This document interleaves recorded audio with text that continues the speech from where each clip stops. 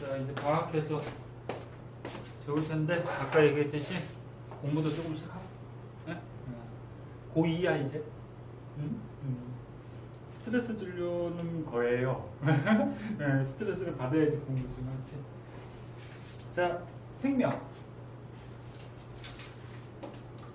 생명 1단원은 뭐냐면은, 이제 생물체 구성 그래가지고, 그냥 생명 현상. 그러니까 생명체에서 어떤 현상들이 있고, 뭐 구조가 어떻게 되고, 뭐 이런 것들에 대해서 맨 처음 소개되고 있어요. 자, 맨 처음에 생물의 특성을 보면은,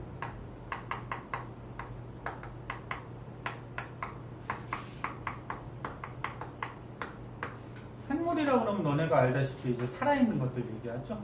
사람, 동물, 식물, 뭐 하찮은 세균까지. 근데 생물들은 대부분 세포로 돼 있죠, 기본적으로. 이거 뭐 통합과학에서도 나오고 다 알다시피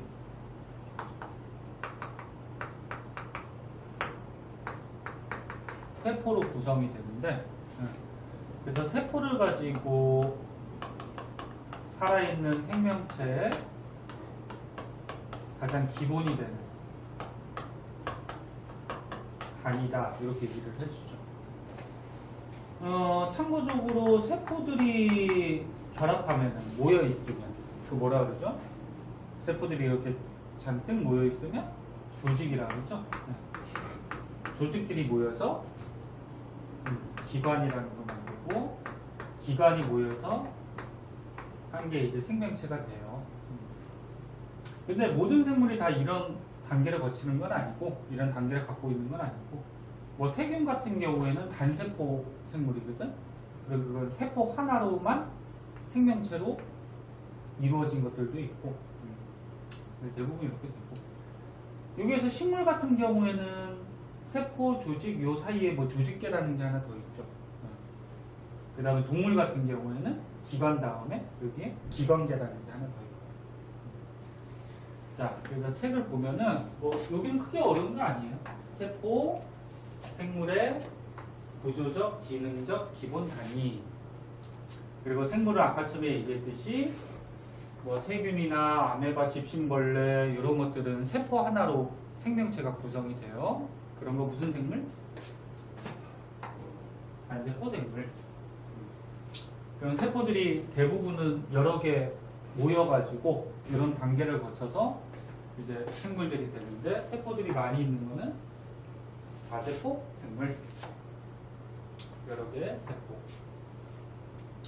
자, 그래서 단세포 생물이 뭐 아메바, 집신벌레 뭐 이런 것들이 있는데, 단세포 생물의 종류 정도만 좀 알아두시면 될 것 같고요. 그 다음으로 넘어가서 밑줄 치거나 쓸고 있으면 항상 적으시고요. 물질 대사가 나와요. 통합과학에서 한번 했잖아. 기억나니? 생명체들은 물질 대사라 그래서 어떤 화학 반응을 하는데, 물질 대사의 뜻이 뭐예요? 아니, 과학은 정의가 중요해요. 어떤 단어들이 나왔을 때, 그 단어의 정의 또는 그게 뭘 의미하는지 그런 것들을 좀 알고 있어야 되는데, 물질 대사. 생명체가 아니면 안 돼요. 살아있는 생명체 안에서 일어나는 화학 반응들. 이런 걸 통틀어서 물질 대사라고 하죠. 크게 종류가 두 가지가 있지. 뭐 있어요? 동화하고 이화. 가만히 있으면 졸리니까 자꾸 대답하고, 자꾸 선생님하고 얘기를 해요. 선생님 혼자 얘기하면은 뭐 거의 주입식 교육이긴 하지만 학원이, 그래도 서로 모르는 거 얘기하고 그래야지 너네가 발전이 더 있고 졸립지도 않고 하니까. 동하고 이화 있죠. 간단히만 복습해보자. 자, 간단한 저분자를 합성해서 복잡한 고분자로 만드는 반응. 이걸 뭐라 해? 동화. 물질 대사 중에. 그러니까 물질을 합성하는 거지. 그럼 너네 간단한 분자하고 복잡한 분자 중에 누가 에너지가 더 많아요? 복잡한 게 많지? 이게 조그만 거보다 얘네들이 결합해서 덩어리가 되면은 질량이 그러니까 이게 하나보다는 커지잖아. 그러면서 에너지가 더 많아지죠. 그래서 동화작용할 때는 항상 에너지를 어떻게? 흡수하죠. 그래서 열에너지 흡수한다 그래서 얘를 무슨 반응? 흡열 반응 뭐 이렇게 얘기하잖아. 그럼 거꾸로 복잡한 고분자를 저분자로 분해하는 물질 대사 있어요. 화학 반응 비화. 그럼 에너지 큰 게 에너지 작은 걸로 바뀌었으니까 이 반응이 일어날 때는 에너지를 어떻게? 방출 발열 반응. 그래서 동화하고 이화 대표적인 예들 통합과에서 이거 한번 배워서 뭐 쉬울 거예요. 대표적으로 동화작용의 대표적인 거 뭐 광합성 같은 거 있죠. 광합성 과정이 어떻게 돼? 이산화탄소 물을 이용해서 무슨 에너지 흡수해? 빛에너지를 흡수하죠. 그래서 고분자 뭘 만들어요? 포도당을 만들죠. 유기물. 그런 거 대표적인 거 있고 이완은 세포 같은 거 있죠. 고분자 영양소를 분해시켜서 세포 배에서 뭐 이산화탄소나 물 같은 노폐물이 나오고 그 과정에서 에너지가 방출되니까 이 에너지 가지고 생물들이 살아갈 수가 있는 거지. 자, 그리고 동화작용, 이화작용 할 때 이 반응을 빨리 하도록 도와주는 물질이 있었죠. 촉매. 그래서 생명체 안에서 작용한다 그래서 생체 촉매. 이걸 다른 말로 효소. 그죠? 원래 촉매라 그러면은 반응을 도와주는 거라 그래서 반응 속도를 빠르게 해주는 것도 있고 느리게 해주는 것도 있어요. 근데 효소는 반응 속도를 빠르게 도와주는 거죠. 그림 많이 졸렸냐? 아까 괜찮은 것 같아요. 선생님 목소리가 들으면 졸린가 보다. 네? 자, 좀 전에 시작했으니까 좀 하고 시작. 지금 또 바르실 수도 없고. 자, 이런 게 물질 대사였죠. 그래서 중요한 거 밑줄만 한번 볼게요. 물질 대사, 생명체 내에서 일어나는 화학 반응, 그 다음 물질 대사가 일어날 때는 에너지를 흡수하든지 방출하든지 에너지 출입이 일어나고, 그 다음에 생체 촉매인 효소가 관여하고, 동화, 간단한 분자를 고분자로 복잡한 분자로 바꿔주는 거, 이와 복잡한 거를 간단한 걸로 바꿔주는 거, 뭐 과정은 다 설명한 거고 밑에 있는 그림도 이런 그림이지? 한 번씩 봐주세요. 그림 같은 것도 문제 많이 응용되니까 볼 줄 아셔야 돼요. 질문 있으면 해라. 넘어가셨어. 생명체는 또 어떤 특성이 있냐면은 우리가 자극을 주면 무슨 반응을 해요. 요 생물의 특성 이제 세 번째 볼게요. 너네도 살아있는 생명체니까 선생님이 자꾸 갈구면 어떻게 해요? 응? 승질내고 무슨 반응을 보일 거 아니야. 옆에 가서 푹 찌르면은 웃던지 아니면 한 대 치던지 무슨 반응을 보여줘. 그래서 생명체들은 어떤 자극을 주면은 자극에 대해서 반응을 해요. 사람뿐만이 아니고 뭐 식물 같은 경우에도 뭐 여기 그림을 한번 볼까요? 식물들이 너네 화분에 뭐 이렇게 키웠을 때 태양이 이쪽에 있다고 하면은 빛이 비추면은 식물들이 빛 쪽으로 휘어자라지. 이런 것들도 말 그대로 빛에 대해서 식물들이 반응해 주는 거예요. 왜 저쪽으로 휘는지 아니? 모르니? 식물의 생장 호르몬이 있어요. 그런데 그 생장은 나중에 한번 배워요. 그게 빛의 반대쪽으로 움직이는 현상이 있어서 아예 뭐 자세하게 할 필요 없는데 식물이 만약에 이렇게 있어. 햇빛이 비쳐. 그러면 식물 생장 호르몬이 빛의 반대쪽으로 이렇게 움직여서 이쪽이 많이 자라요. 그 생장 호르몬 때문에. 오른쪽이 많이 자라게 되면 오른쪽이 길어지게 되죠. 그러다 보면은 이렇게 휘죠. 그럼 오른쪽이 더 길어지는 거잖아요. 그렇지? 뭐 이런 방식으로 나중에 자세히 배울 거예요. 호르몬의 이름도 나중에 한번 얘기해 줄게요. 지금 그까지 알 필요는 없으니까. 그리고 미모사라는 이런 식물 들어본 적 있니? 못 들어봤니? 얘 사람이 이렇게 살짝 건드리면은 식물인데 뭐 동물같이 잎을 이렇게 쫙 오므라뜨려요. 그래서 어떤 접촉을 하게 되면은 얘가 자기를 뭐 보호하려고 이렇게 움츠리는 식물인데도 그런 모습을 보이게 돼요. 그래서 자극에 대해서 반응을 하고 항상성 이거 통합과학에서는 안 나왔지만 중등 과정에서 한번 나왔었어요. 항상성 까먹었을 수 있으니까 뜻이 뭘까? 항상성은 어떤 생물의 몸의 상태를 일정하게 유지하려는 성질을 항상성이라고 해요.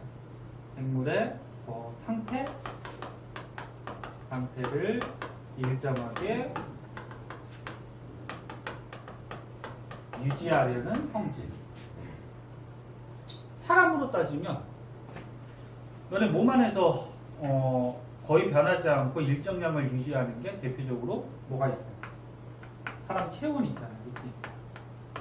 체온 뭐 밖이 지금 춥거나 덥거나 간에 체온이 36.5도 사람마다 좀 틀려. 한 36도에서 7도 사이 정도 유지하죠.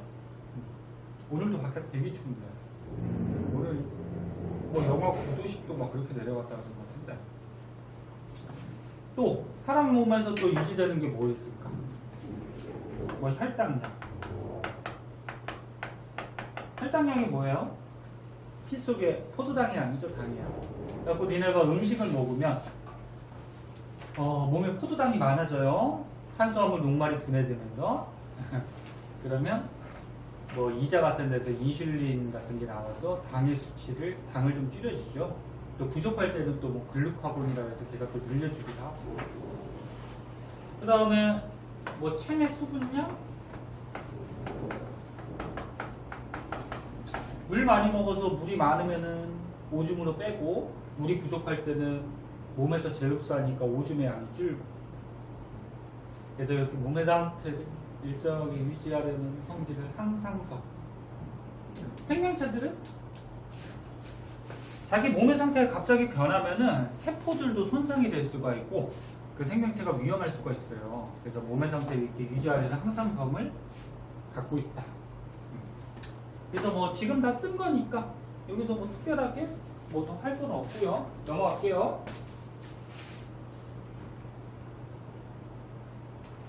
그 다음에 발생과 생장.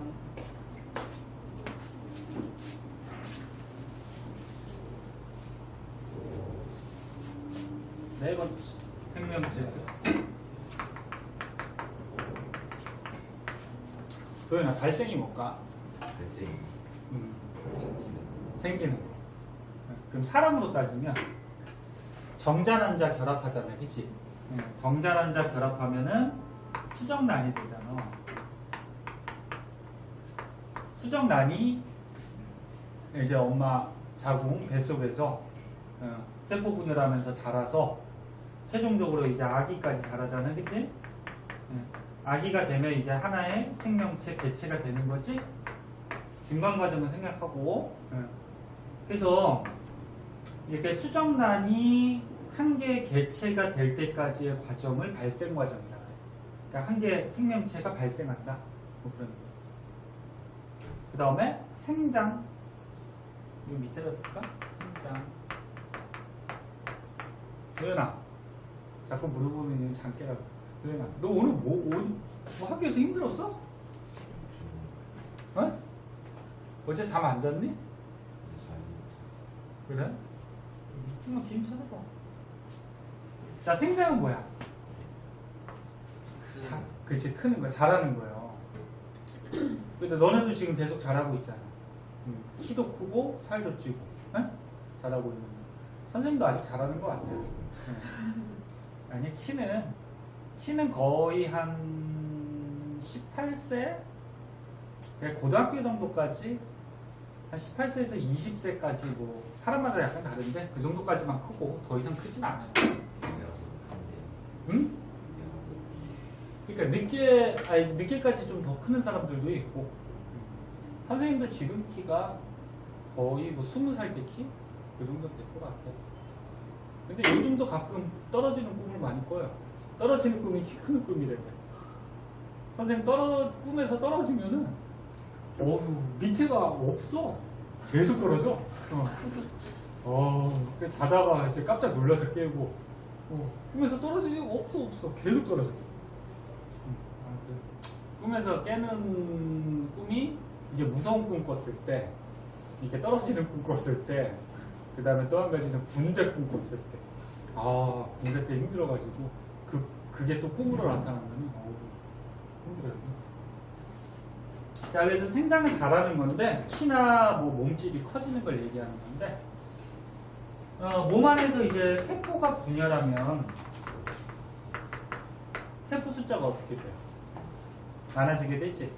그래서 이제 잘하는데 세포 분열도 두 가지가 있잖아. 세포 분열도. 체세포 분열 기억나니? 체세포 분열? 몸에 있는 세포가 하나 세포가 분열해서 2개 되고 2개가 또 분열하면 4개 되고 그래서 체세포 분열을 하게 되면은 몸이 자라죠. 또 분열 중에 하나 더 있죠. 생식세포 분열이라고 해서. 얘는 뭐야? 생식세포가 뭐예요? 그럼 생식이 뭐야? 자기 자손을 퍼뜨리는 거를 생식한다 그러죠. 그럼 생식세포는 자손을 낳기 위한 세포들, 사람으로 따지면, 동물로 따지면 정자, 난자. 그럼 생세포 분열은 뭘 만드는 분열이에요? 정자, 난자를 만드는 분열이지. 그럼 여기서 말하는 생장은 몸이 자라는 거니까 이 체세포 분열을 얘기하는 거고 얘는 이제 정자, 난자 만드는 분열이니까 여기서는 해당하진 않고 그냥 종류가 있다고 정도 알아주시고 그래서 여기 지금 책에 그리면 개구리가 나와요. 개구리의 정자, 난자가 결합해서 수정란이 됐어요. 수정란이 이제 자라죠. 자라다 보면 이제 세포 분열해서 기관들이 생기고 그래서 올챙이가 됐다가 올챙이가 좀 더 자라면 이제 개구리로 되잖아. 그래서 여기 수정란에서 이렇게 개구리 될 때까지의 요 과정. 이거를 무슨 과정? 발생.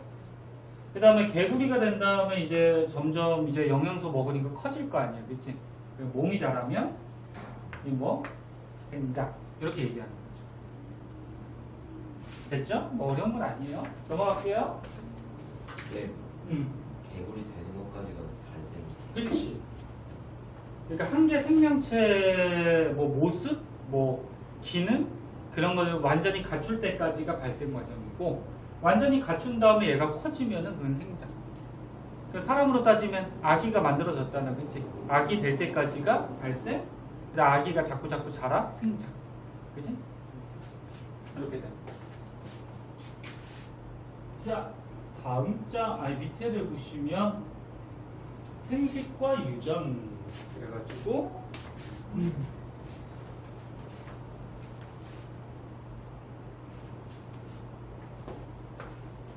다섯 번째. 선생님 지금 번호를 매기는 이유는 이런 식으로도 문제가 나올 수가 있어요. 다음 중 생물의 특성이 아닌 것은. 네? 그리고 지금 다섯 번째 배우고 있잖아. 자, 생식과 유전. 생식은 아까 전에 얘기했듯이 뭐라 그랬어? 자식 낳는 거. 간단히 얘기하면. 응? 그리고 자기와 닮은 자손을 낳는 일, 퍼뜨리는 일, 만드는 일. 요거를 생식. 그래서 동물은 생식하면은 예? 사람은 사람 아기가 나오고 동물들은 새끼들이 나오고 식물은 생식하면 뭐 만드니? 식물도 살아있잖아. 꽃가루는 생식세포야. 어? 왜냐면 꽃가루에 있는 나중에 배우는데 정액이라고 있어. 걔하고 또 암술 있잖아. 그치? 그러니까 수술에서 꽃가루가 나오면 거기에 있는 정액과 암술에 보면은 미씨라는 곳이 있거든? 거기에 난세포랑 결합해서 뭐가 생길까? 그러니까 열매가 생기고 그 안에 열매는 그냥 우리가 먹는 거고 그 안에 씨가 생기죠. 씨를 묻으면 이제 식물이 크잖아. 생기잖아. 그래서 식물을 생식한다는 게 그 씨를 만드는 씨를 다른 말로 종자라고 해요. 그런 것들이 생식. 그 다음에 유전. 유전자 많이 들어봤잖아. 어디에 있어? 유전자. 세포 안에 보면은 세포 안에 핵이 있고 이제 핵 안에 유전 물질이 평소에는 이렇게 퍼져 있다 그랬잖아. 염색사 형태로. 너 지금 기억나니? 네. 근데 그 염색사 안에 뭐 히스톤 단백질이나 DNA가 이렇게 꼬여져 있고 뭉쳐져 있고 거기에 DNA 안에 뭐 염기들의 배열에 따라 유전자가 결정이 되고 통합과학 때 한번 했었잖아. 기억만 더듬어 봐요. 통합과학이 왜 통합과학인지 알지? 물화생지가 다 들어있어서 그런 거야. 이제 자세하게 좀 배우는 거고. 그래서 유전한다는 거는 그 생물의 유전자에 의해서 자기하고 닮은 형질을 어떻게 하는 거야? 자손에게 전달하는 거지. 그래서 형질이 성질이에요. 형질을 자손에게 전달하는 현상. 그래서 너네도 엄마 아빠 유전 물질이 전달됐기 때문에 엄마 반 아빠 반 이렇게 되는 거죠. 안 닮은 사람 있어요 혹시? 다림 주소 온 거죠. 옛날 어른들은 왜 꼭 그렇게 놀렸을까 애들한테? 다림돼서 넌 주소 왔다 막 그런. 민채는 엄마 많이 닮았니 아빠 많이 닮았니? 저 엄마? 다행이네. 도현이는? 엄마? 도현이가 도현이하고 민채하고 둘 다 예쁘게 생겨서 남자 보고 예쁘게 생겼다 그러면 그러나? 멋있게 생겼지.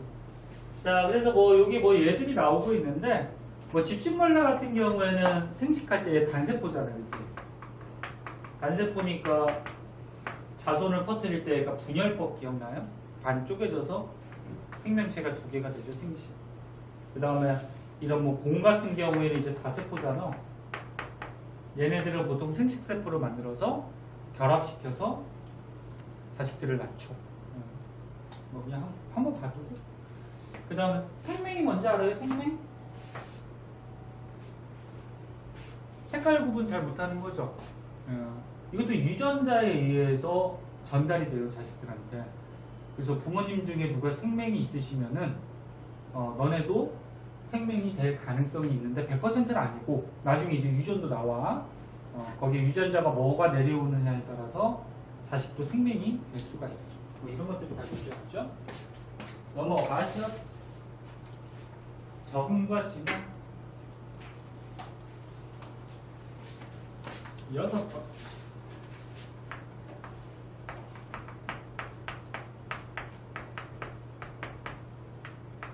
지금은 맨 처음이라 되게 쉬워 보이는데 생명도 만만치 않아요. 뒤로 가다 보면은.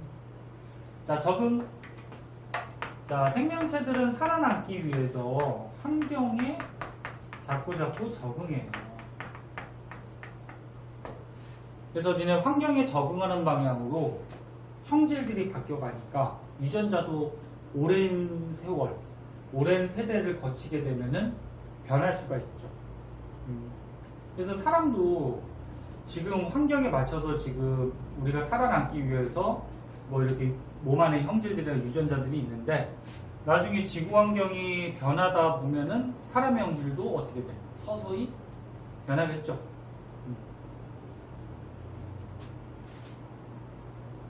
그래서 그 환경에 맞춰서 생명체들은 적응할 수가 있고, 이런 과정이 오래 진행되다 보면은 유전자도 바뀌고 진화를 해요. 그래갖고 나중에 되면은 생물의 모양이나 생김새 같은 거, 기능 그런 것들도 변하게 되죠. 그럼 진화는 뭐라고 쓸까? 오랜 시간 동안에 서서히 이제 유전자나 뭐 이런 형태 같은 게 바뀌어서 유전자가 변하는 뭐 이런 현상들이 있죠. 그럼 적응하고 진화의 차이점은 뭘까? 적응은 단시간이야. 그러니까 너네가 지금 살고 있어. 그러면은 요 환경에 맞춰서 너네가 살아가기 위해서 뭐라 그래야 될까? 몸의 형태가 바뀔 수는 없죠. 그러니까 예를 들어서 너네가 학원에 오더라도 학원의 환경에 맞춰서 너네가 공부하거나 또 습관 같은 게 또 생길 거고, 그래서 짧은 시간에 그 개체가 생명체가 살아가는 동안에 환경에 적응하는 거, 이건 단시간이라고 생각하면 되고, 그런 것들이 이제 오랫동안 지속이 되면은 서서히 변해가죠. 여러 대를 거치. 이건 오랜 시간 동안에 변해가는 거다. 그럼 적응은 뭐 유전자 변화가 있지를 않아요. 근데 진화는 여러 세대를 거치니까 유전자 변화가 생길 수가 있고, 그래서 이게 뭐 대표적으로 너네가 알만한 게 선인장 한번 볼까요? 선인장의 가시가 다 알다시피 옛날에 뭐였어? 잎이었죠. 그치? 근데 선인장이 더운 지역, 물이 부족한 지역, 사막에 살다 보니까 오랜 시간 지나다 보니까 잎이 뭘로 바뀌었어요? 가시로. 그렇게 진화한 거죠. 왜 잎이 많으면 잎 뒤로 증산작용 막 하잖아. 물을 막 빼잖아요. 수증기로. 그래서 가뜩이나 물 부족한데 그렇게 하면 안 되죠. 그래서 가시로 변화. 그 다음에 뭐 이런 핀칫새. 핀칫의 부리 모양도 어떻다 그랬어 그때? 통합과학에서 한번 배웠죠. 그 환경에 맞게 변해가죠. 뭐 이런 것들이 뭐 진화가 됩니다.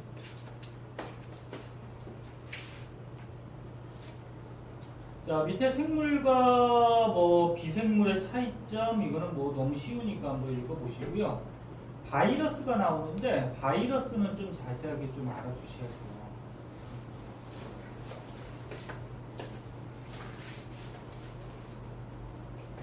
야, 우리 잠깐만 쉬었다 하자. 도련이 안 되겠다. 안 되겠어. 조금 쉬었다 할게요.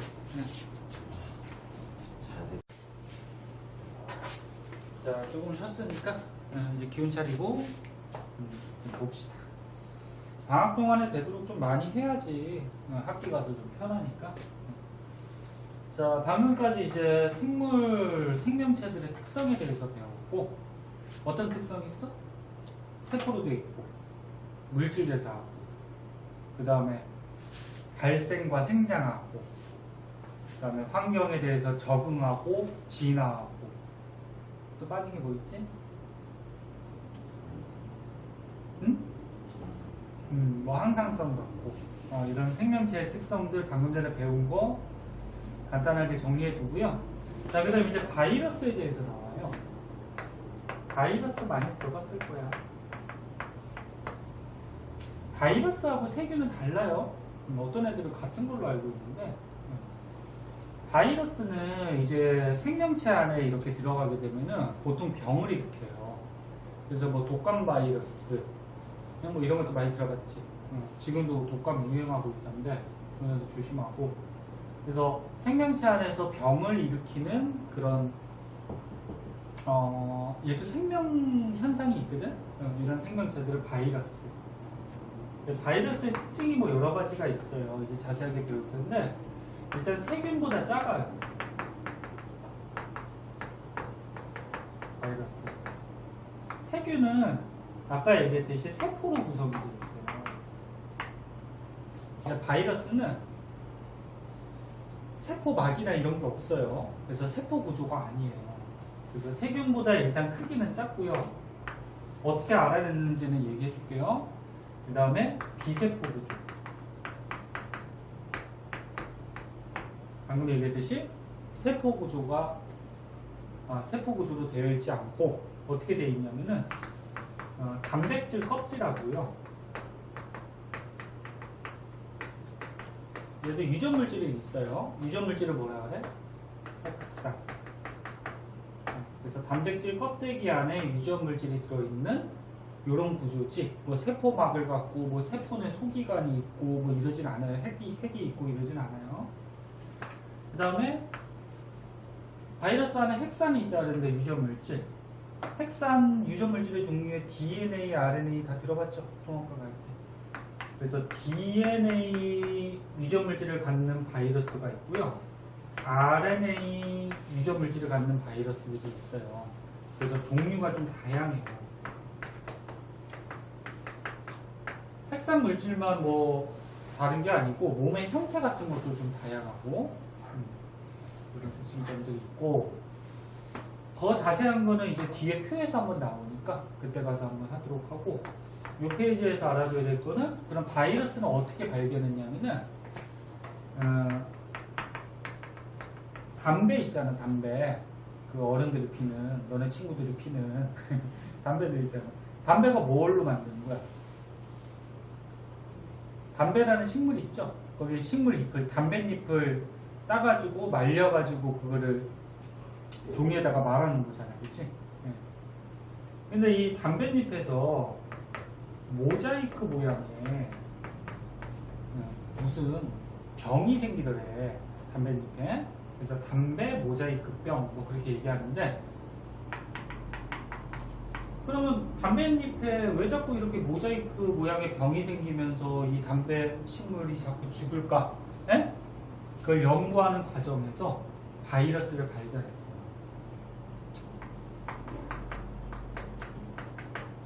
과정에서 발견을 했는데 그래서 이제 뒷페이지에 보면은 세균 여과기라는 게 나오거든. 이렇게 생긴 세균 여과기가 있는데 말 그대로 세균을 여과시킨다라는 거야. 그러니까 여기에 미세하게 이렇게 구멍들이 있을 거란 말이에요. 근데 이 구멍은 세균보다 크기가 클까 작을까? 세균보다 작은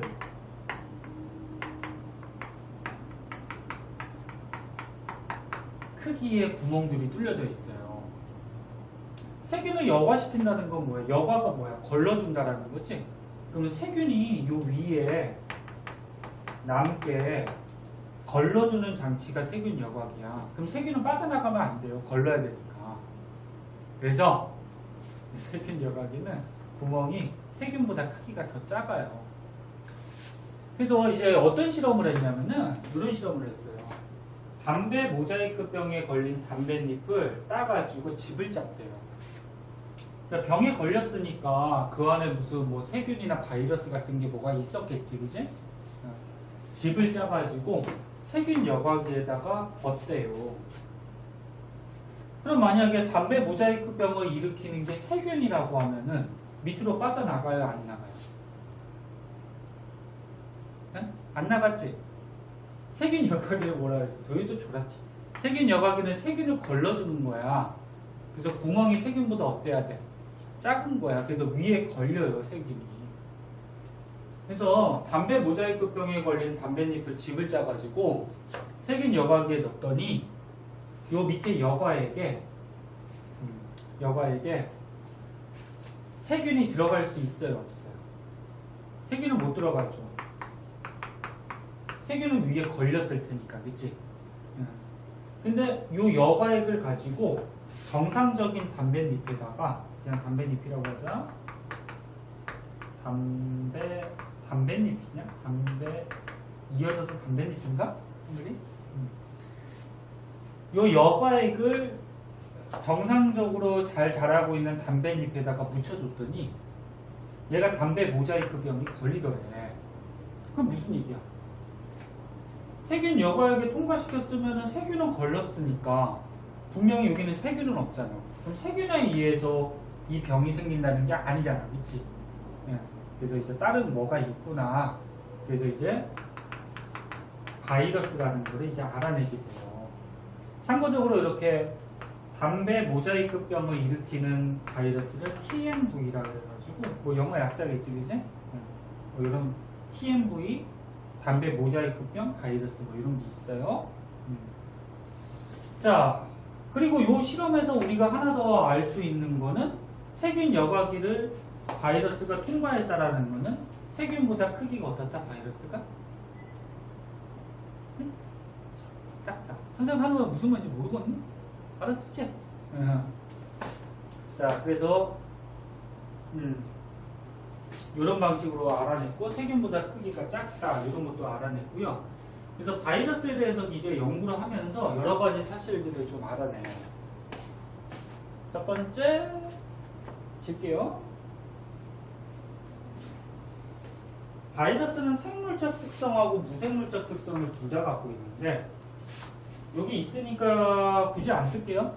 이걸로 보자. 유전물질이 있어요. 바이러스 핵산. 아까 얘기했듯이 DNA 갖는 바이러스가 있고 RNA 갖는 바이러스가 있고 유전물질이 있다라는 거는 이거 생명체의 특성이잖아, 그치? 그리고 물질 대사를 할 수가 있어요, 동아리와. 근데 단 숙주세포 안에서만. 그러니까 바이러스가 어떤 숙주세포, 숙주생물한테 들어갔을 때 그 숙주생물로부터 뭐 영양소를 얻는다든지 해서 동화작용이나 이화적인 물질 대사를 할 수 있는데 숙주세포 밖으로 나오면은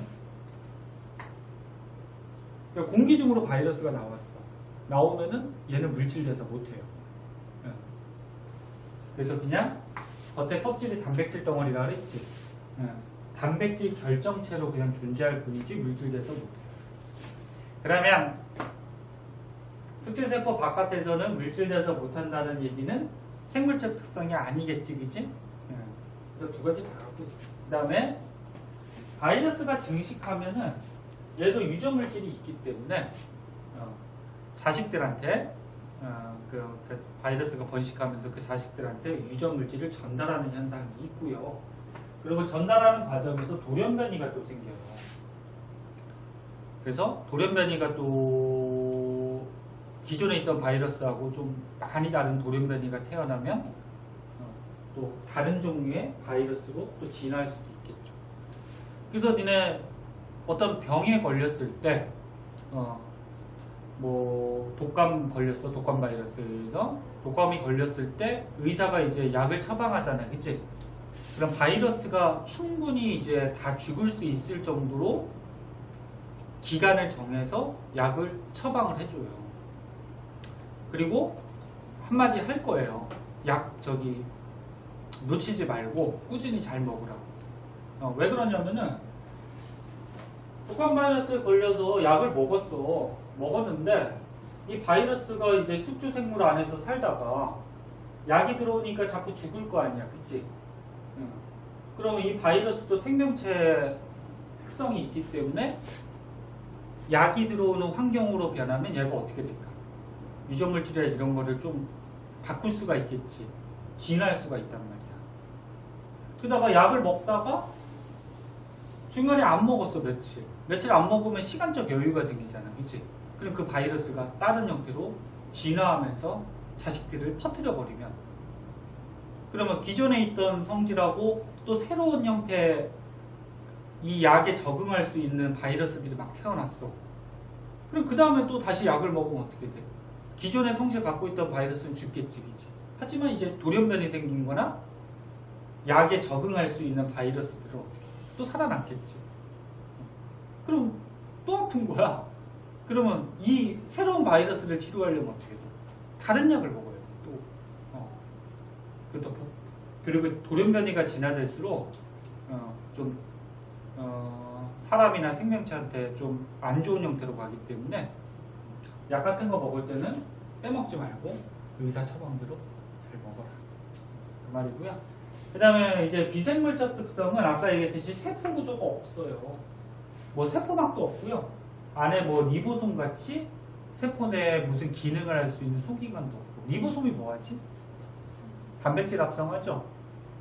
그래서 그 유전물질의 세포 안에 유전물질의 점고에 따라서 단백질 합성하는 뭐 리보솜 같은 것도 없고, 그 다음에 숙주 밖에서는 그냥 물질에서 못하는 단백질의 형태, 이런 형태로 존재하기 때문에 비생물적 특성도 갖고 있어요. 이 시험에 되게 잘 나와요. 바이러스의 특징, 이것도 저거랑 좀 겹치긴 하는데, 바이러스의 특징, 생물적 특성과 비생물적 특성, 그 다음에 아까 세균 여과기, 응? 통과한다는 걸로 봐서 우리가 뭘 알아낼 수 있는지 잘 나오니까 한 번씩 봐두고, 밑에 탐구는 그냥 바이러스 무슨 모형 만들기 그런 건데, 박테리오 파지라 그래서 이런 모양 좀 어디서 많이 보지 않았니? 본 거 같지 않아? 못 봤나? 이런 것도 있고요.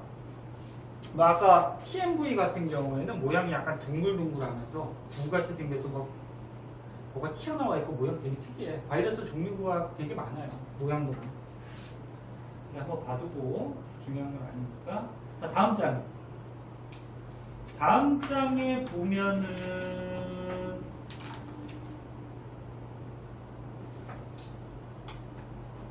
자.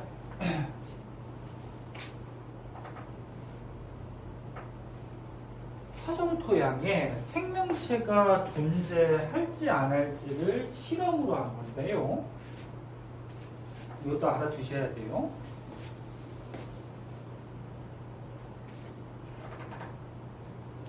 여기 우리 태양계 행성 중에 물이 좀 존재할 수 있는 행성이 지구하고 화성 정도가 돼요.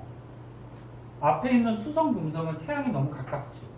그리고 만약에 물이 있다고 하더라도 어떻게 될까? 증발해서 수증기로 존재할 거란 말이야. 그 다음에 우리 지구, 화성 뒤쪽에 이제 목성부터는 태양에서 너무 멀어요. 그래서 물이 있다고 하더라도 얼음으로 존재하겠지.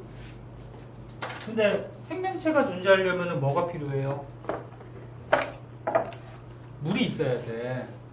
물이 있어야지 그 물에 여러 가지 물질들이 녹아가지고 걔네들이 화학 반응을 해서 생명체가 탄생을 할 수가 있거든. 그래서 나중에 지구과학 같은 데서 한번 배울 텐데, 생명체가 탄생하려면 물이 있어야 되는데 지구하고 화성 정도가 물이 존재할 가능성이 있는데, 그래서 화성을 자꾸 연구합니다. 여기 생명체 있지 않을까. 그래서 니네 영화 같은 데 보더라도 화성인 이런 거 주제로 많이 나오거든. 화성에 생명체가 있지 않을까. 그래서 화성 토양을 가지고 와서 화성에 탐사선이 옛날에 갔어요. 지금도 거기 그 로봇들 저기 화성 토양에 이렇게 갖다 놔서 걔네들이 화성 토양에서 움직여 다니면서 뭐 사진도 찍어서 지구로 보내고 있고 해요. 그 로봇 이름 뭐더라? 어퍼튜니티인가? 아이 까먹었다. 뭐 이런 게 있어요. 그래서 화성 토양을 가지고 실험을 했는데, 첫 번째 실험은 뭐냐면요. 크게 봅시다.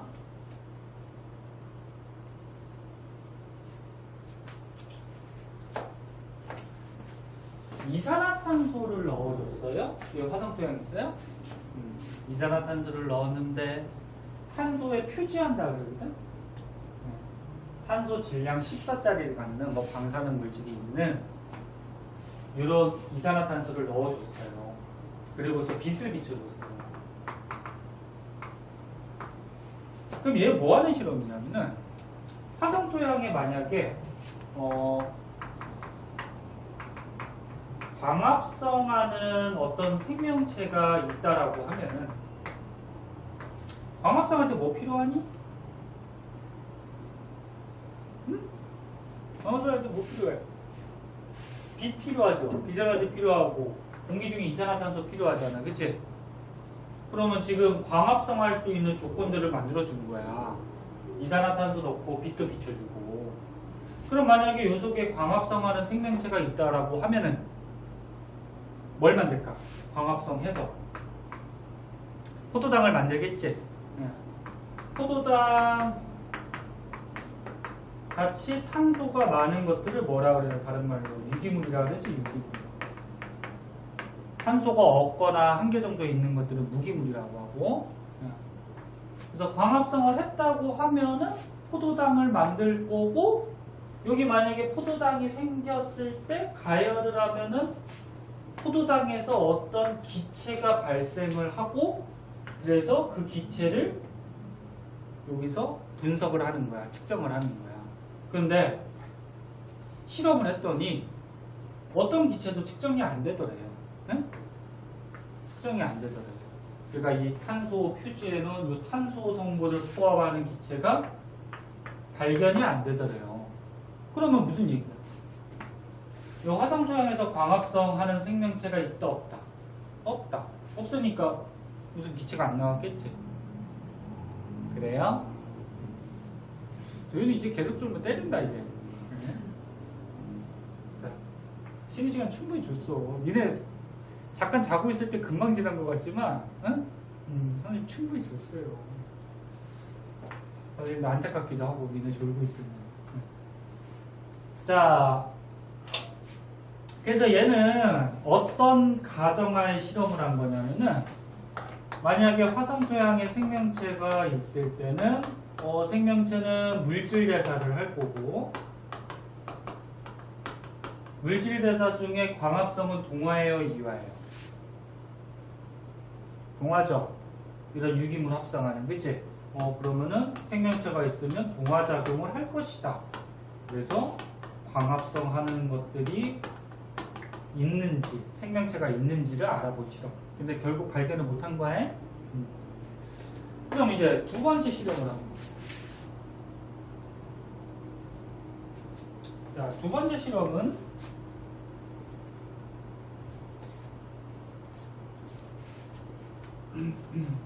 첫 번째 실험.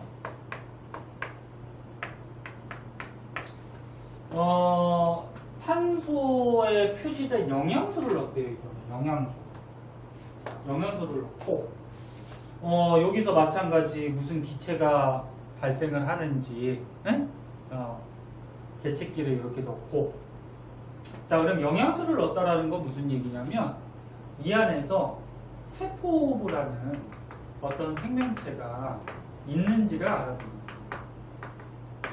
세포호흡 너는 저기 하도 많이 배워서 알고 있겠지만, 세포호흡 과정이 뭐야? 영양소가 있을 때 영양소를 분해시켜서 이 생물이 살아갈 수 있는 뭐라고 해요? 에너지를 얻는 게 세포호흡이지? 그 과정에서 뭐 필요한 기체가 뭐 산소가 필요하고, 뭐 노폐물이 뭐 이산화탄소나 뭐 물 같은 게 발생할 수가 있는 거잖아요. 이게 세포호흡 과정이잖아요. 그치? 근데 세포호흡할 때 산소 가지고 호흡하는 생물도 있고요. 무산소 호흡하는 생물도 있어요. 그래서 이 실험의 지금 가정은 뭐냐면은, 화성 토양에 생명체가 있으면 물질 대사할 것이다. 근데 영양소를 넣어서 세포호흡은 이화 과정이지, 분해하는 거지. 이화 과정하는 생명체가 있을 것이다. 그렇게 가정하고서 했는데, 실제로 얘도 무슨 물질이, 뭐 기체 물질이, 뭐 이산화탄소가 원래 나와야 되는 거잖아. 세포호흡하면, 그치? 근데 그런 게 관측되지가 않았어요. 그래서 이화작용하는 생명체가 없구나. 네? 그 다음에 이제 마지막 실험. 마지막 실험은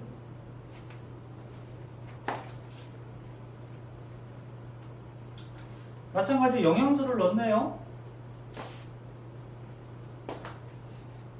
자, 영양소를 넣고요. 여기에 기체 분석기를 넣었어요. 기체 분석기가 뭐냐면, 요 안에 들어있는 기체 성분이 맨 처음에는 뭐 예를 들어서 산소가 많았는데 조금 지났더니 뭐 이산화탄소가 많아졌다. 그 양을 분석하는 계측기야. 자, 그럼 영양소를 넣어줬으니까 이 안에 만약에 생명체가 있다라고 하면은 무슨 물질 대사를 하겠지. 그럼 안에 기체 성분들이 어떻게 될까? 바뀔 수가 있죠. 만약에 세포호흡했다 그러면 산소가 얘가 쓸 테니까 산소 양은 줄겠죠. 그리고 무슨 양이 늘어나? 이산화탄소가 늘겠지. 그래서 세 번째 단은 생명체가 있다라고 하면은 물질 대사를 할 것이고, 물질 대사를 하면은 이 실험 장치 안에 있는 기체 성분이 변할 것이다. 이런 가정하에 실험을 했는데 기체 성분이 변하지를 않았어요. 네? 그래서 결론적으로 동화는 생명체도 없고 이화는 생명체도 없고 뭐 어떤 물질 대사를 하는 생명체도 발견되지가 않았다라는 거예요. 그래서 이 실험 나눠서 좀 알아주세요. 자, 그래서 처음 배우기 때문에 조금 천천히 했는데 뒤에 이제 문제가 있을 거예요. 자, 문제 중에 위에 가로칸은 늘 얘기했듯이 집에서 한번 해보고요. 밑에 1번부터 6번까지 있지, 그치? 이거 간단하니까 풀고 넘어갑시다. 한번 풀어보세요.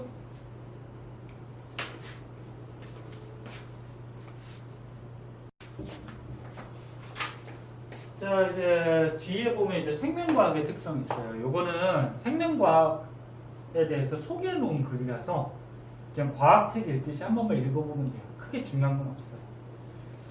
보면은 생명과학은 뭐 생명 특성, 생명 현상을 연구하는 학문이고, 생명과학을 연구하는 대상은 뭐 생명체 물질로부터 생태계에 이르기까지 그림에 나온 것 같이 뭐 여러 가지를 연구하는 학문들이 되겠지. 학문이 생명과학이다. 한번 읽어보시면 되고요. 그 다음에 생명과학에서 연구하는 학문 세세하게 나눴을 때 뭐 세포학, 생리학, 유전학, 분류학, 생태학 뭐 이런 것들이 있다라는 거고, 그 다음에 뭐 생명과학들은 다른 분야하고 동떨어져 있지는 않겠죠. 밀접한 관련으로 서로 영향을 준다. 뭐 그런 얘기고. 그때 이제 탐구 방법이 나오는데 얘는 이제 잘 알아둬야 돼요. 자, 탐구 방법.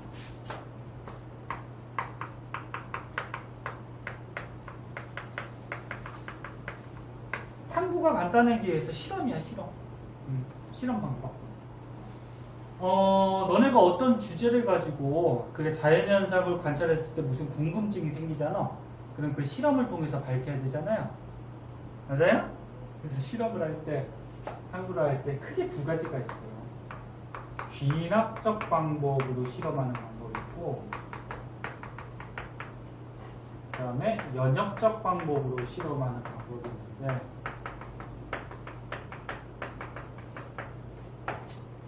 얘가 보통 잘 쓰이고 시험 같은 데도 얘가 보통 나와요. 귀납적 방법은 뭐냐면은 간단하게 얘기해서 우리가 자연현상을 관찰하다가 무슨 궁금증이 생겼어? 그래서 걔를 해결하기 위해서 주제를 설정을 하겠지? 선정을 하겠죠? 그리고 이 주제에 해당하는 자연현상을 관찰하는 거야. 관찰을 해가지고 관찰하다 보면 어떤 자료들이 나올 거 아니야, 그치?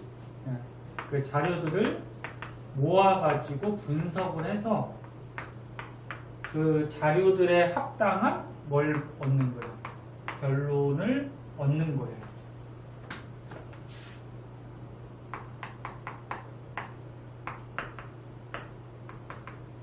뭐 간단한 예를 하나 들어볼까?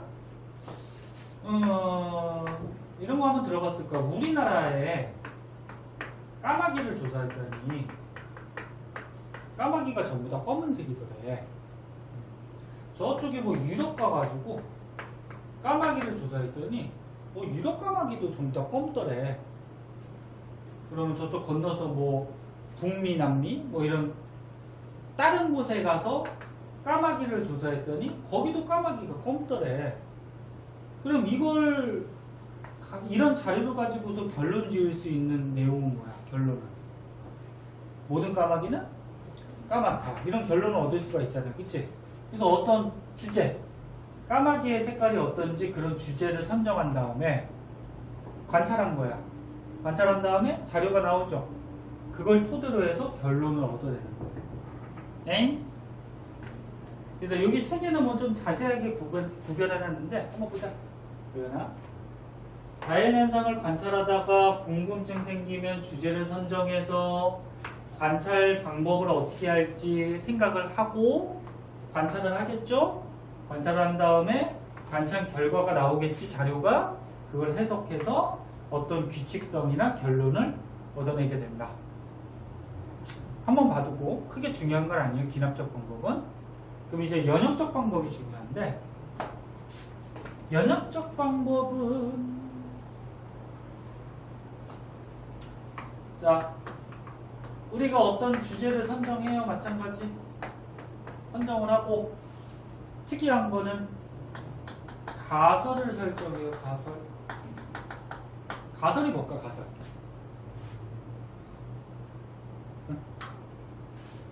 가설은 뭐뭐 할 것이다. 이렇게 우리가 쉽게 얘기해서 가짜 목표? 네? 결론이 아니야. 뭐 이럴 것이다. 그래서 조금 이따 뭐 얘들이 많이 나오는데, 연역적 방법의 얘들이 식빵에 곰팡이가 폈대요. 푸른 곰팡이가 폈는데 푸른 곰팡이가 핀 그 식빵 근처에는요 세균들이 없더래. 세균을 조사했더니 그런 자연현상을 관찰하고 우리가 주제를 선정하는 거죠. 곰팡이가 세균을 뭐 물리쳐주는 또는 접근하지 못하는 무슨 물질이 있는 건가? 그러면서 의문점을 갖고, 그래서 이제 가설을 설정하는 거예요. 가설을 푸른 곰팡이는 세균을 뭐 죽이는 물질이 있을 것이다. 있을 것이다 그러면은 확정한 게 아니지. 이렇게 추측할 뿐이죠. 이런 걸 가설이다. 자, 그럼 가설을 설정했어. 그럼 이 가설의 목표대로 실험이 탐구니까 탐구를 어떻게 할지 설계하고 수행을 해야 되겠죠. 그러면 수행은 마찬가지 뭐가 나와? 자료가 나오겠지. 그럼 자료들을 모아서 분석을 해서 이 가설대로 만약에 결과가 나왔어. 그럼 이 가설이 맞는 거야, 틀린 거야? 맞는 거지? 그럼 가설대로 결과가 나오면 이제 결론을 얻으면 돼요. 결론을 얻어서 이 결론을 바탕으로 해서 뭐 학설까지 낼 수 있는 거 일반화를 시킨다든지 뭐 이렇게 하면 되거든? 여기까지 하면. 그런데 가설을 세운 다음에 이 내용대로 실험을 했는데 자료를 분석해서 결과를 얻으려고 했더니 이 가설대로 실험이 안 됐대. 그럼 어떻게 하냐면은 다시 처음으로 가서 가설을 재설정해서, 그러니까 가설을 다시 바꿔서, 그러니까 새로운 목표를 갖는 거죠. 새로운 목적을 가지고서 또다시 실험을 하는 거예요. 그래서 언제까지 실험해? 가설이 맞을 때까지. 대충 무슨 말인지 알겠니? 가설이 맞을 때까지 실험을 해서 결론을 얻어내는 거죠. 이런 게 이제 연역적 방법. 그래서 책을 한번 볼게요. 오늘 시간이 몇 번 걸렸다. 이거까지 아니 그러니까 이것까지인데 이거에 또 얘들도 좀 하고 해야 되거든. 이게 설명이 끝이 아니야. 도현이 말 빨리 끝내달라는 거 아니야. 피곤해서 밥도 먹어야 되고 숙제도 해야 되고 아니야? 자, 그래서 단계는 방금 얘기했듯이 연역적 방법은 자연현상 관찰, 문제를 얻었어요, 가설을 세워요, 그리고 실험을 해요, 그 다음에 그 자료들을 정리해요. 근데 가설대로 결과가 나왔으면은 어떻게 한다? 바로 결론을 얻으면 되는 거고, 가설대로 결과가 안 나왔으면 어떻게? 가설을 다시 설정해서 한다라는 거, 요거 꼭 기억해 두고, 다음 시간에는 요거 좀 자세하게 해서 이런 예들 몇 가지 있거든? 잘 나오는 예들. 그거 한 번씩 해둬야 돼요. 그래서 얘들하고 그리고 이거 실험할 때 뭐 실험군 대조군 그다음 뭐 조작변인, 통제변인, 종속변인 뭐 이런 것들이 있거든. 들어는 봤니 혹시? 들어봤어? 언제 배웠지? 통합과학이 안 나올 텐데. 1학기 때 나왔었나? 그래, 그거에 대해서 좀 자세하게 할게요. 그래, 오늘 생명 첫 시간이고 새해 마지막 날이고 졸리고 아무튼 올해 너네 저기 1학년 보내느라고 고생했고 내년에는 좀 더 기운 찾아서 열심히 한번 해봐. 자, 그래요. 오늘 여기까지 할게요. 내년에 봬요. 그래, 내년에 뵙자.